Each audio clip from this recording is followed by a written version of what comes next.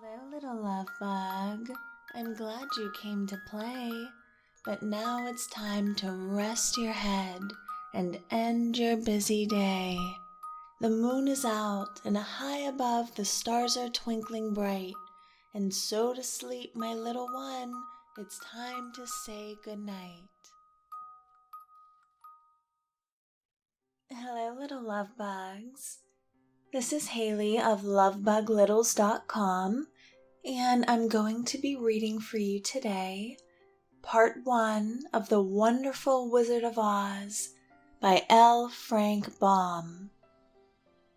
Chapter 1. Dorothy lived in the midst of the great Kansas prairies with Uncle Henry, who was a farmer, and Aunt Em, who was the farmer's wife.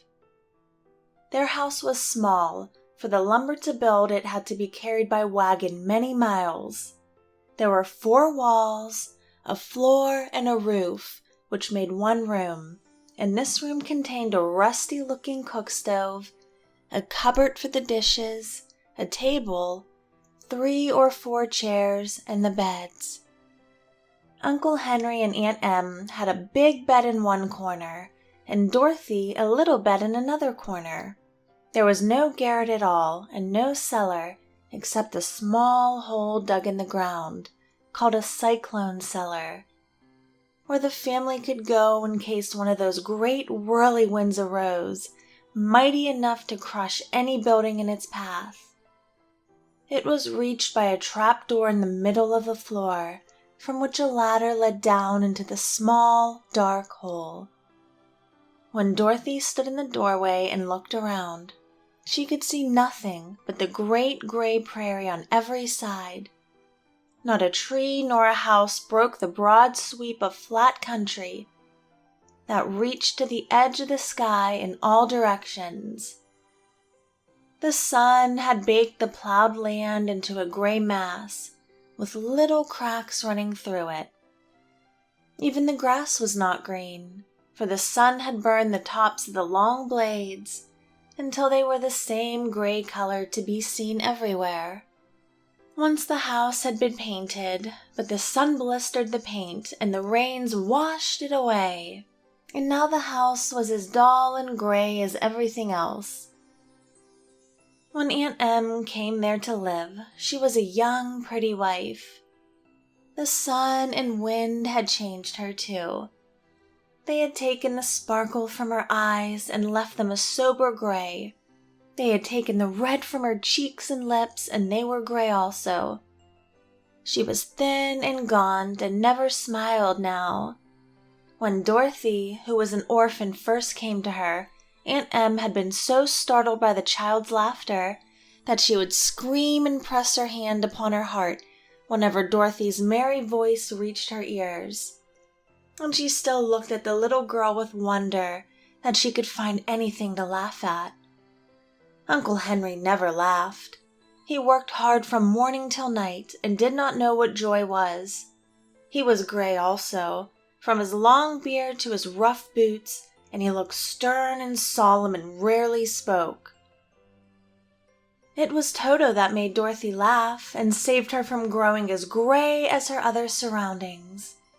Toto was not gray. He was a little black dog with long, silky hair and small black eyes that twinkled merrily on either side of his funny wee nose. Toto played all day long, and Dorothy played with him and loved him dearly. Today, however, they were not playing. Uncle Henry sat upon the doorstep and looked anxiously at the sky, which was even grayer than usual. Dorothy stood in the door, with Toto in her arms, and looked at the sky too. Aunt Em was washing the dishes. From the far north, they heard a low wail of the wind, and Uncle Henry and Dorothy could see where the long grass bowed in waves before the coming storm. There now came a sharp whistling in the air from the south, and as they turned their eyes that way, they saw ripples in the grass coming from that direction also. Suddenly Uncle Henry stood up. "There's a cyclone coming, Em," he called to his wife. I'll go look after the stock." Then he ran towards the sheds where the cows and horses were kept. Aunt Em dropped her work and came to the door. One glance told her of the danger close at hand. "Quick, Dorothy," she screamed, "run for the cellar." Toto jumped out of Dorothy's arms and hid under the bed, and the girl started to get him. Aunt Em, badly frightened, threw open the trap door in the floor and climbed down into the ladder into the small, dark hole. Dorothy caught Toto at last and started to follow her aunt. When she was halfway across the room, there came a great shriek from the wind, and the house shook so hard that she lost her footing and sat down suddenly upon the floor. Then a strange thing happened. The house whirled around 2 or 3 times and rose slowly through the air. Dorothy felt as if she were going up in a balloon. The north and south winds met where the house stood and made it the exact center of the cyclone. In the middle of the cyclone, the air is generally still, but the great pressure of the wind on every side of the house raised it up higher and higher until it was at the very top of the cyclone, and there it remained and was carried miles and miles away as easily as you can carry a feather.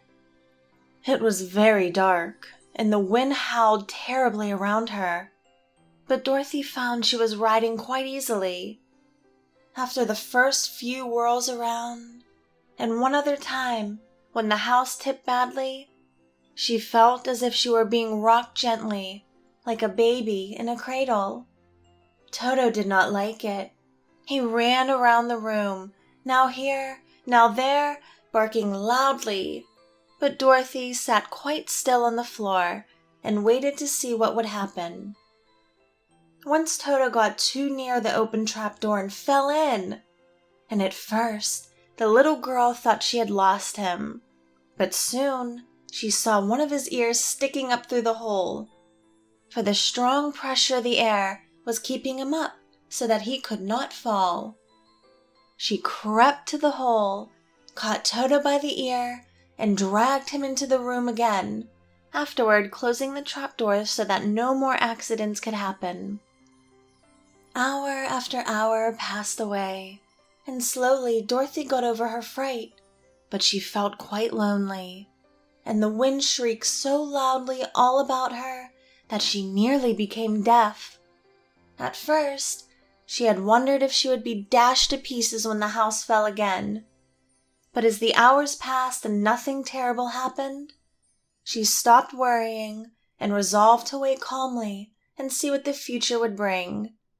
At last, she crawled over the swaying floor to her bed and lay down upon it, and Toto followed and lay down beside her. In spite of the swaying of the house and the wailing of the wind, Dorothy soon closed her eyes and fell asleep.